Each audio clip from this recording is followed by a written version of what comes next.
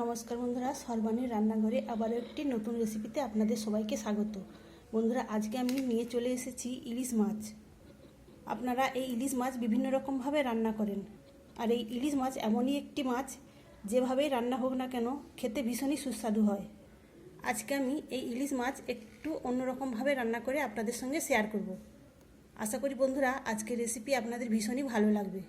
ভালো লাগলে অবশ্যই একটি লাইক দেবেন। সেই সঙ্গে যেসব বন্ধুরা আমার চ্যানেলে নতুন এসেছেন অবশ্যই আমার চ্যানেলটিকে সাবস্ক্রাইব করে আমার পাশে থাকবেন। তাহলে চলুন রেসিপিতে যাওয়া যাক। ইলিশ মাছ রান্না করার জন্য এখানে আমি কয়েক পিস ইলিশ মাছ নিয়ে নেব। ইলিশ মাছগুলোকে কেটে আমি পরিষ্কার করে ধুয়ে নিয়েছি।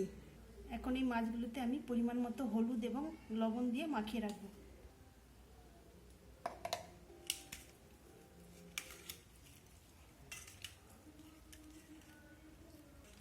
মাছগুলোতে হলুদ এবং লবণ মাখিয়ে রেখেছি, এটা এখন একপাশে সরিয়ে রাখবো। সেই ফাঁকে একটা মশলা বেটে নেব।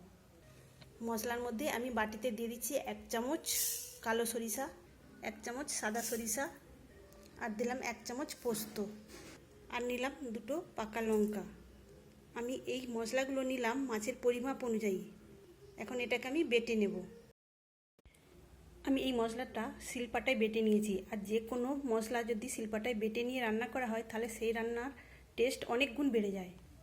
এখন আমি এই মশলাটা যে মাছগুলোতে হলুদ আর লবণ মাখিয়ে রেখেছিলাম সেই মাছের মধ্যে দিয়ে দেব, আর দেব খুবই সামান্য শুকনো লঙ্কার গুঁড়ো, দিলাম হলুদের গুঁড়ো। এবার দেব সরিষার তেল। সরিষার তেল আমি 2 টেবিল চামচ দিলাম। আবারও একটু আমি লবণ দিয়ে দিলাম। এখন আমি এই মশলাগুলো মাছের সঙ্গে খুব ভালো করে মেখে নেব। তো আজকে আমি হাতে মেখে এই ইলিশ মাছ রান্না করব। এইভাবে রান্না করলে খেতে দুর্দান্ত হয়। আমি এখানে সব মাছগুলো মশলার সঙ্গে ভালো করে মেখে নিয়েছি। এখন এই মাছটা রান্না করে নেব। রান্না করার জন্য গ্যাস অন করে কড়াই বসিয়ে দিয়েছি, আর এখন আমি কড়াইয়ের মধ্যে দিয়ে দিলাম 1 টেবিল চামচ সরিষার তেল। তেলের মধ্যে দিয়ে দিলাম কালো জিরা। জিরাটাকে ভেজে নেব। আমি মাছের যে মশলাটা মেখে রেখেছিলাম আর বাটি ধোয়া জল আমি এর মধ্যে দিয়ে দিলাম, দিয়ে মাছগুলো ভালো করে মিশিয়ে নেব। এদিকে কালো জিরাটাও ভাজা হয়ে গেছে। এখন আমি এই মশলা মাখা মাছগুলো কড়াইয়ের মধ্যে দিয়ে দেবো। মাছটা দেওয়ার পর আমি যে পাত্রে মশলা মেখে মাছগুলো রেখে দিয়েছিলাম সেই পাত্রে আরও একটু জল দিয়ে এইভাবে ধুয়ে আমি এই মাছের সঙ্গে দিয়ে দিলাম। জলটা দেওয়ার পর আমি মাছগুলোকে এই জলের সঙ্গে ভালো করে মিশিয়ে এইভাবে ফুটতে দেব। তবে এখানে জলটা আমি আমার মতো করে দিলাম, আপনারা যেমন গ্রেভি খেতে পছন্দ করবেন সেই মতো জলটা দেবেন। এখানে ঝোলটা ফুটতে শুরু করেছে। এখন আমি ঢেকে দেব, আর গ্যাসের ফ্লেমটাকে লো টু মিডিয়ামে রাখবো। এইভাবে আমি 5 মিনিট রেখে দেব। 5 মিনিটের আগে আমি ঢাকার চাপাটা খুলে নিয়ে 4টে চেরা কাঁচা লঙ্কা দিলাম, দিয়ে ভালো করে মিশিয়ে নিয়ে ঢেকে দেব।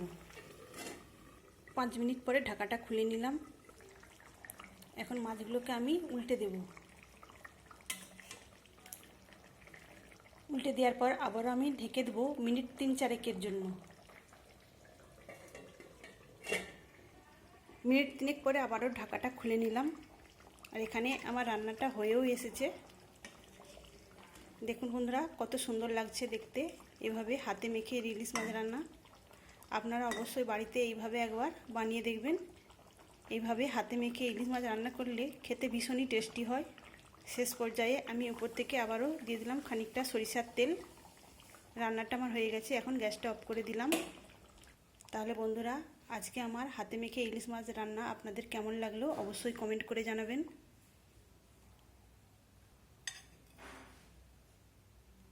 তাহলে বন্ধুরা আজকের মতো আসি। সবাই ভালো থাকবেন, সুস্থ থাকবেন। ধন্যবাদ।